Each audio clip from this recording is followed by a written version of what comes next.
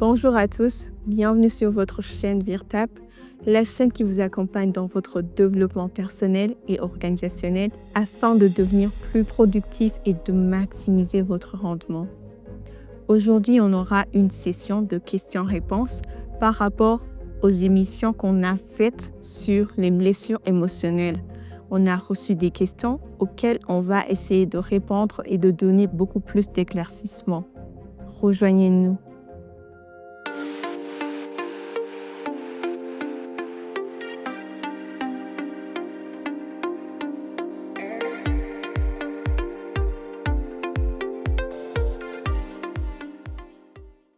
Bonjour, Monsieur Jean Bosco.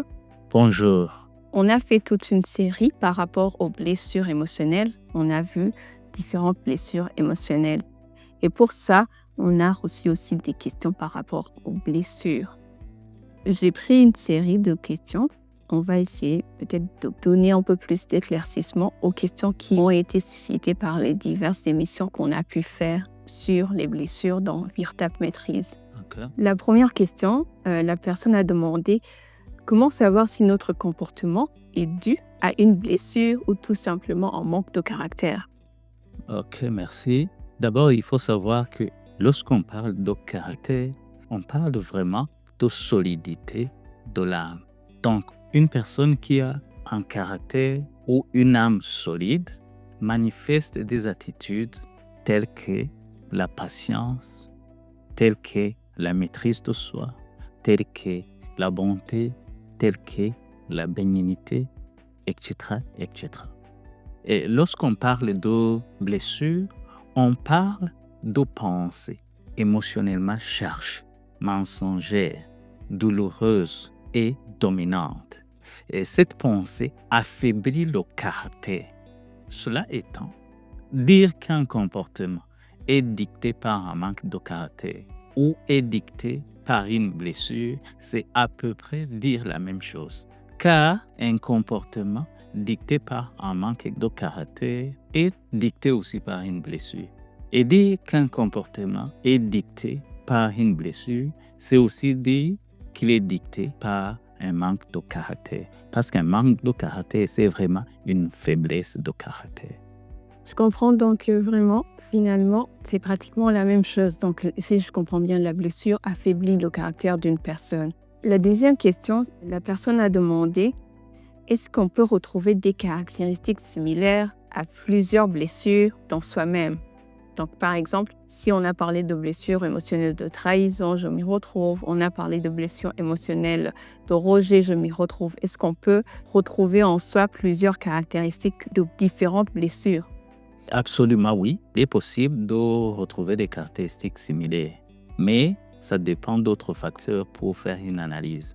Par exemple, on peut retrouver la peur de l'échec chez les personnes qui souffrent de la blessure émotionnelle d'injustice et chez les personnes qui souffrent de la blessure émotionnelle du perdant. Et un autre exemple, on peut retrouver le manque de confiance de soi chez les personnes qui souffrent de la blessure d'abandon, chez les personnes qui souffrent de la blessure de rejet, chez les personnes qui souffrent de la blessure d'humiliation, de la blessure d'injustice. C'est-à-dire, il y a certains éléments qui se retrouvent un peu partout, mais il y a d'autres facteurs qui vont déterminer et surtout le masque d'une blessure.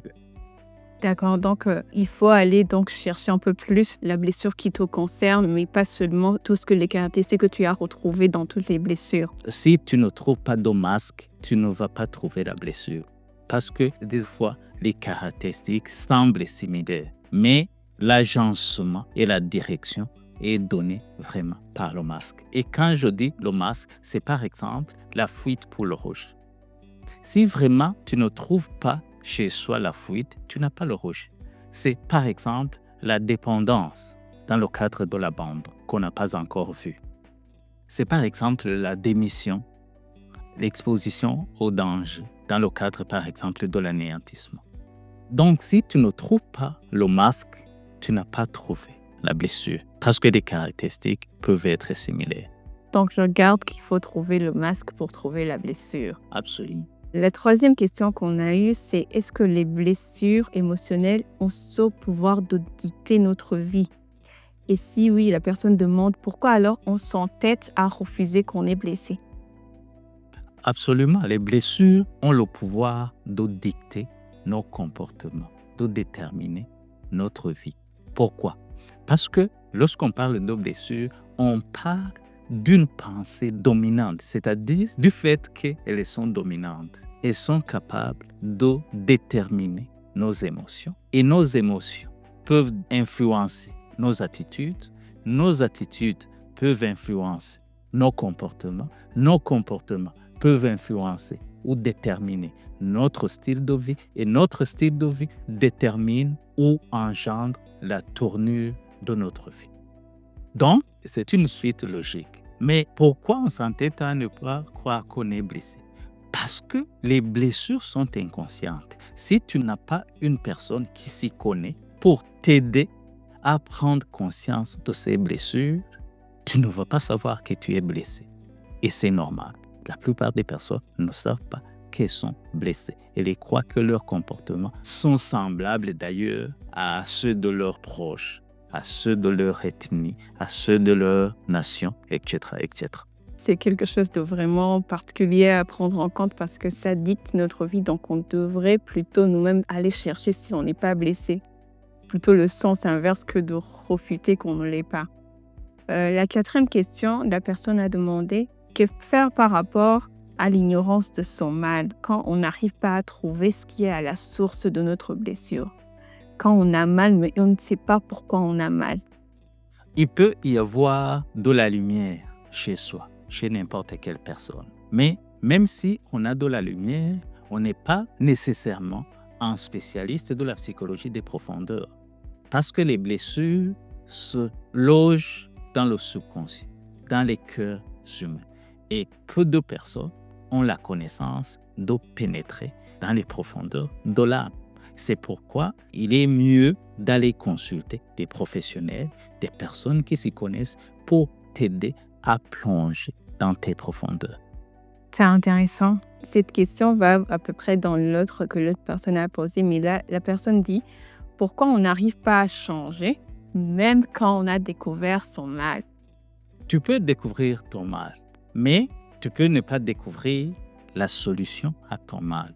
Ou tu peux découvrir la solution. La solution, ça veut dire les actions curatives. Tu peux découvrir les actions curatives, mais ne pas appliquer nécessairement la solution.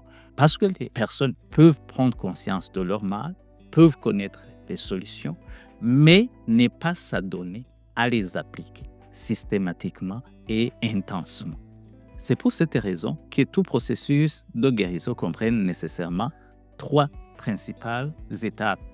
D'abord, le diagnostic et la décharge émotionnelle. La deuxième étape, c'est le plan de guérison. Là où vraiment on cimente des actions curatives, des actions de restauration. Et troisième étape, c'est l'établissement d'un projet de pérennisation. Parce que la plupart des personnes n'arrivent pas à changer, parce qu'elles ne s'inscrivent pas dans une perspective d'avenir qui est stimulant pour se donner au travail de guérison. En tout cas, c'est intéressant. Finalement, il faut aussi faire ce travail de guérison finalement. Il ne faut pas seulement connaître son mal, mais il faut s'adonner à vraiment résoudre son mal. Parce que connaître son mal, ça veut dire la prise de conscience. La prise de conscience, c'est la première étape. La deuxième étape où on travaille sur le plan de guérison et les actions de guérison. Il y a la troisième étape où on travaille vraiment sur un projet de pérennisation. Et la plupart des personnes pêchent à ce point. En tout cas, merci, c'est intéressant. La question qui suit, la personne nous a parlé par rapport à un proche. Elle a demandé, pour un proche, que peut-on faire pour aider une personne blessée à prendre conscience de son état? A-t-on vraiment une part à jouer en tant que proche dans la guérison d'un autre? Ou bien la guérison, c'est vraiment personnel? Ce qui est mieux à faire pour un proche, c'est pour le proche de guérir lui-même. Parce qu'il y a des personnes qui veulent que les autres retrouvent la guérison, alors qu'elles-mêmes n'ont pas atteint cette guérison. Parce que sans ce rétablissement, il est impossible de comprendre celui qui souffre ou celui qui est blessé, de l'écouter et de le soutenir. D'ailleurs, la plupart des personnes veulent forcer leurs proches à reconnaître qu'ils sont blessés. Ils disent par accusation, par jugement, par humiliation, par manipulation. Et en conséquence, les personnes blessées s'enferment et se rebellent.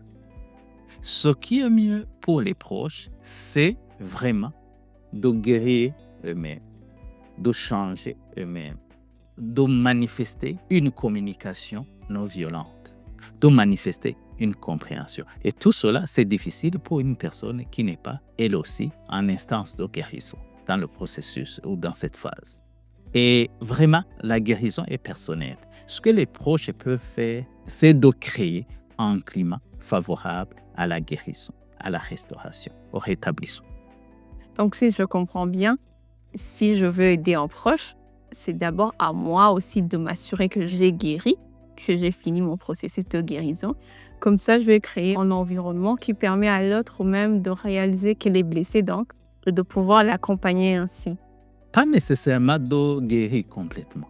C'est toi aussi de comprendre ton mal. Parce que la plupart des fois, les personnes veulent forcer leurs proches à reconnaître qu'ils sont blessés. Par exemple, tu retrouves une personne, toi tu es blessé. Toi vraiment, il faut consulter. Alors que ce langage n'est pas approprié pour aider la personne. Parce que ce n'est pas un comportement qui l'éclaire. C'est un comportement qui l'accuse, qui le juge, qui l'humilie. Et d'une certaine façon, on manipule la personne en question. Je comprends bien parce qu'on a tendance, par exemple, à regarder une émission ou même à entendre une prédication. On se dit, si telle personne suivait ça, ça le concerne. Donc, on a vraiment tendance même à être un peu plus angoissé par nos proches, à se dire, si cette personne pouvait travailler sur ceci, ça pourrait l'aider le plus. Au fait, dans ce cas, c'est toi qui as besoin de travailler sur ça. Et ce n'est pas la personne en question, c'est toi. Tu as entendu ton message, pas le message de l'autre. Exactement, en fait, je pense que c'est dans ce sens même que la question a été. Mais on va clôturer avec une dernière question pour cette session de questions-réponses. La personne a demandé, est-ce que les blessures s'expriment toujours comme des émotions? Qu'en est-il alors pour des personnes qui ne manifestent jamais d'émotions? Tu sais, l'émotion est très importante dans la formation et la manifestation d'une blessure. Parce que les blessures se forment à partir de pensées fortement chargées émotionnellement. Ce sont ces pensées qui engendrent des blessures. Mais il arrive des fois où le psychisme met en place un mécanisme qui coupe la personne de ses émotions. Surtout en cas de forte souffrance à cause d'une blessure telle. Par exemple, il peut y avoir une personne qui souffre fortement de la blessure de Roger et qui fuit dans son monde virtuel. Et là, il se coupe des gens, deux fois physiquement, mais aussi mentalement. Là, la personne ne va pas accéder à ses émotions. C'est-à-dire que même le processus de guérison doit passer par un cheminement qui aide la personne à réaccéder à ses émotions. Parce que autrement, la guérison va être difficile pour cette personne. En tout cas, c'est intéressant à savoir parce que des fois, on se dit, telle personne, elle n'exprime jamais aucune émotion. Et on se dit, c'est peut-être comme ça qu'elle est. Alors que finalement, c'est qu'elle a ce stade-là de ne pas en exprimer, au fait. Mais ce n'est pas parce que la personne ne manifeste pas d'émotion qu'elle n'a pas d'émotion. Ça ne veut pas dire ça.